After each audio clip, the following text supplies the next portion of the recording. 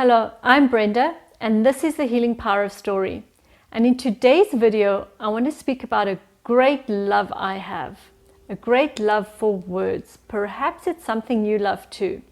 I don't know if I fell in love with words when I got my first reader at the age of 6, or when I fell in love with reading at the age of 10 with Nancy Drew.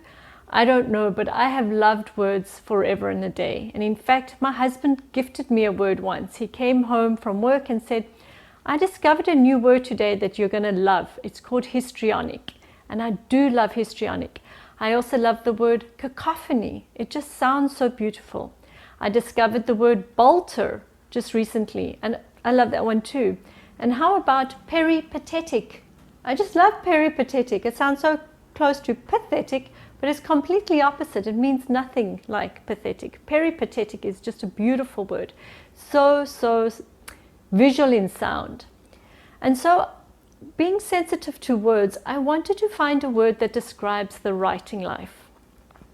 Now, the writing life isn't just about writing words, sitting at a keyboard and plugging away at writing a story. I think most of us want to write a book because we have interesting things we want to convey. But I also think there's this nostalgia that actually draws us in, this nostalgia that has us wanting to live the romantic life.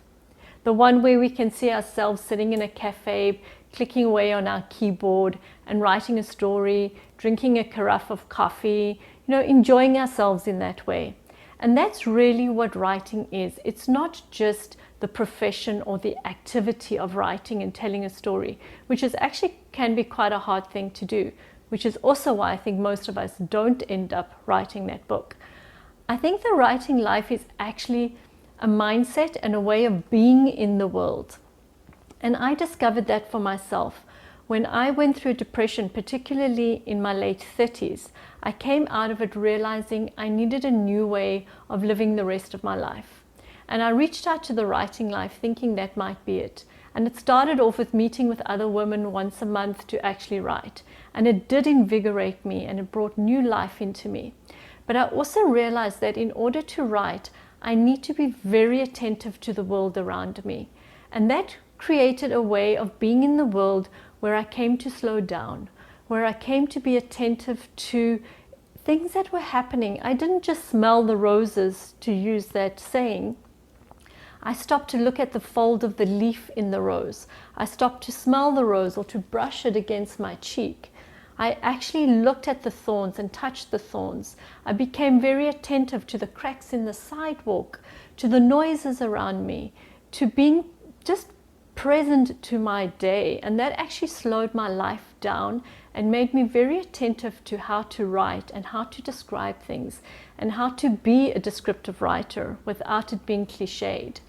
And so that way of being in the world, I wanted a way to describe that. And the closest word I could come to is sensual. To live with your senses engaged, all your senses engaged day to day, is a sensual way of being in the world. But sadly, sensual has become a word that's very sexualized in our Western society. And so to be sensual kind of conveyed, if I wanted to say that that's the way I wanted to live my life, just conveyed this sexual connotation, which I didn't want it to do. That's not what it is to live with your senses fully engaged. So I hunted around, I did research, I tried to find other word that could describe it. The closest I could come to it is the word sensation, which comes from sensual and is related to your senses being engaged in some way. But sensation is also, I don't know, just I'm living a sensational life. It didn't translate into an adjective. So I married the two together. I took sensation and sensual and I married them together to come up with the word sensational, which to me is a word that describes living with all your senses fully engaged, living a sensational life. It held that richness that I was looking for. And it comes easily to my tongue. It may sound a little foreign at first, like sensational. Well, it is foreign, it's a new word. But it's the one I use to describe the writing life. The writing life is a sensational life.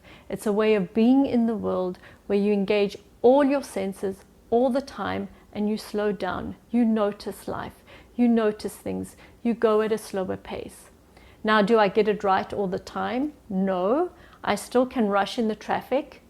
I can still eat too fast at the dinner table when I really do want to slow down and savor my food. I can get, because of my personality type, I can get quite excitable and hyped up when I really need to slow down and step back. But that's fine. None of it's perfect. It's a way of being in the world and a way of progressing. But I'm certainly way better than I ever was. So I'm going to leave that with you today. The word sensational. Is there a word you have to describe the writing life? I'd love to hear it. Write it down below, and I'd love to hear how you would describe the writing life. And if you're interested in hearing more about videos on writing, on the writing life, on the craft of writing, on the memoir reviews that I do, which is my speciality, then please click subscribe and follow me on this channel. Otherwise, keep checking back, and I'm going to have more material for you every week to 2 weeks at this stage. Okay, so thank you for listening.